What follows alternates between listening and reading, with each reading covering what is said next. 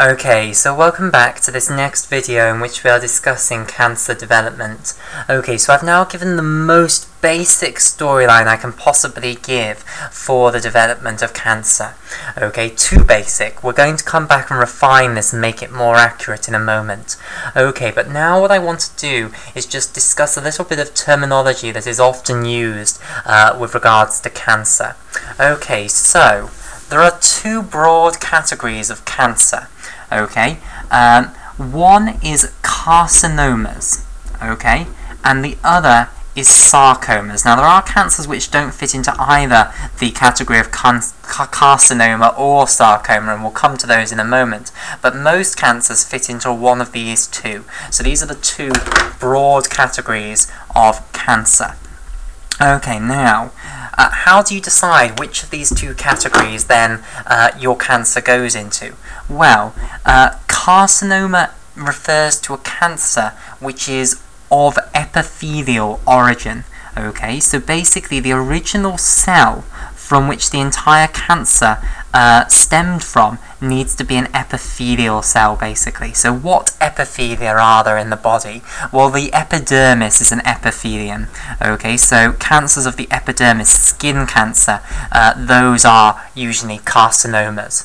Okay, other epithelia then, the epithelia that line the lungs, that is an epithelium, so lung cancers are carcinomas.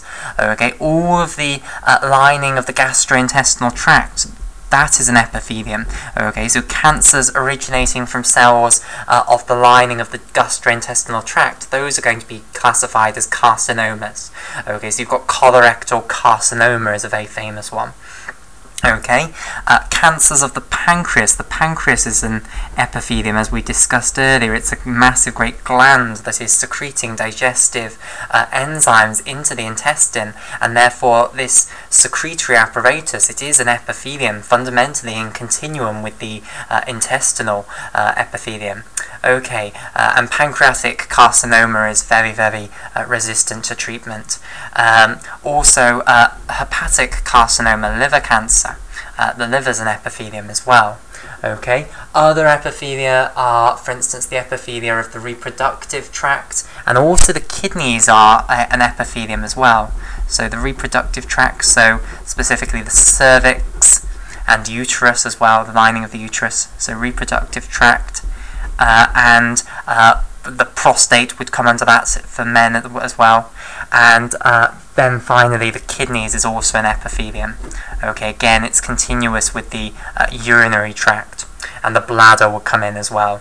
Okay, so there are a huge number of epithelia. Now 80% of cancers actually are carcinomas. Okay, so the normal forms of cancers are carcinomas. Now why is that? Why is it that generally you get cancers arising from epithelial tissue rather than other tissues? Well, there are many reasons for this.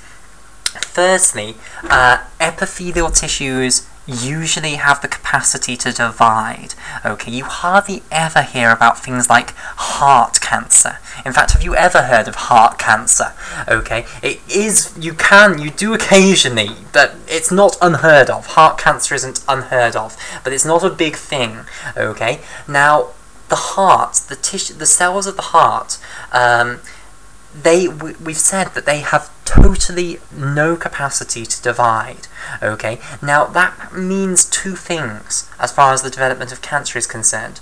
Firstly, cells dividing is a major source of mutations. You remember me telling you how bad cells are at replicating their DNA. They make mistakes all the time, and most of these mistakes they fix, but then some get through. Okay, some slip through. So replicating your DNA is a major form of a major source of mutations. If your cells are not dividing, then they've not got that problem, basically. So that's one of the reasons that that heart cells are not particularly prone to getting mutations.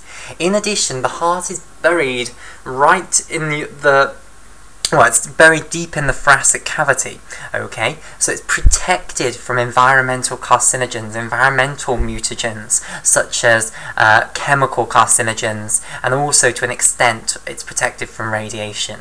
It's not, if you're going to be irradiated with gamma radiation, then obviously your thoracic cavity isn't going to protect your heart that much, but against the ultraviolet radiation, it's a good protection. Okay, so, the reason that epithelial tissues are most prone to developing cancer then is, firstly, they are most in contact with physical and chemical carcinogens. So contact with chemical and physical carcinogens, and by physical carcinogens I mean things like radiation. So chemical and chemicals output just chemicals and radiation. Okay, so just because they are the surface of the body, they are most exposed to chemicals and radiation. Okay, so that's one of the reasons. In addition, they have the ability to, well, division often is occurring in the epithelia. So for instance, in the skin and the gastrointestinal tract, we have the stem cells, okay, the intestinal and the epidermal stem cells, which are dividing, okay, those are prone to mutations, okay.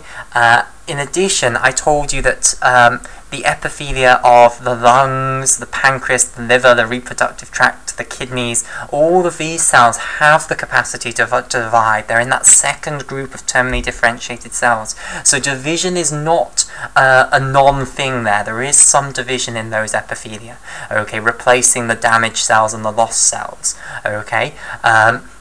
So there's division there as well. So the two things that division has that lead to those tissues developing cancer, okay, is that firstly, the division is prone to producing mutations, and secondly, cancer is all about cells dividing in the first place.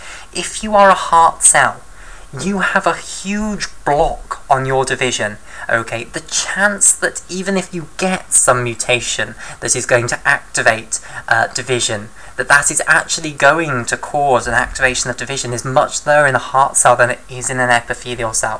What I'm trying to say is that if we've got an epithelial cell here, okay, so some sort of epithelial cell here, and then we've got a heart muscle cell here, and we introduce the same mutation in, okay, so we put a mutation in this cell and we put a mutation in this cell, and this cell is going to activate growth pathways, okay, so it's going to activate growth and division, okay.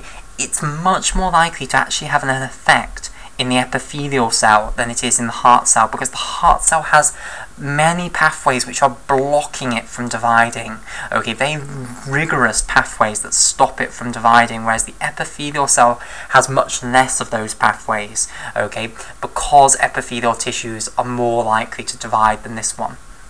Okay, so just the fact that the epithelial tissues are more ready to divide in the first place makes them better targets if we're actually trying to create cancer.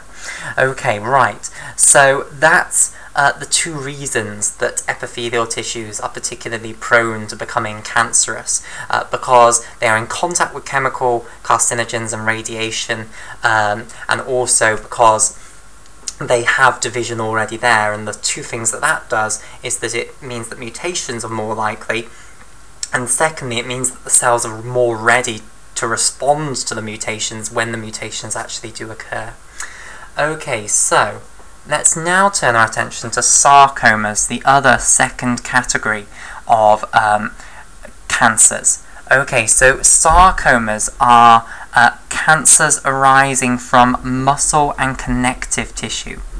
Okay, now these are much rarer than carcinomas, okay, but they're not unheard of. Right, so muscle and connective tissue. Sarcomas are muscle and connective tissue tumours. So for instance, if you get a tumour of the smooth muscle cells of the uterus, that's a sarcoma, okay? So smooth muscle cells are counted in muscle tissue. You don't generally hear about cancers of skeletal muscle, again, because skeletal muscle cells have very powerful blocks on their division, like cardiac muscle cells. Okay, right. Now, there are some forms of cancer that don't fit into either of these two categories. Okay, so let's now discuss these cancers that don't fit into these categories. Now, the main first two that I want to talk about are leukemias and lymphomas. Okay, so leukemias and lymphomas are both cancers of white blood cells, and we're going to talk about chronic myeloid leukemia later on, so we'll discuss an example of a leukemia much later.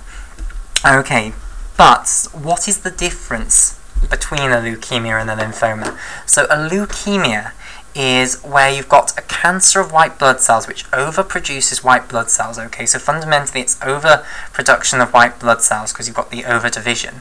Okay, and these white blood cells are tipped out into the blood basically. So you've got these white blood cells, these that have overdivided in the blood. Okay, whereas a lymphoma is where the white blood cells which have overdivided are in lymph nodes rather than in the blood. So basically the fundamental difference is that this is a solid tumour which you can palpate and feel, whereas this is these cancerous cells floating around in the blood basically. Okay, but fundamentally both of them are tumours of white blood cells.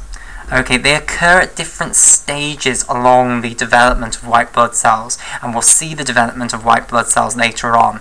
Okay, so to get a lymphoma, the white blood cells have to have already gone to the lymph nodes, basically. Okay, and that means that they're further along in their development, whereas the leukemias are occurring further back. Okay.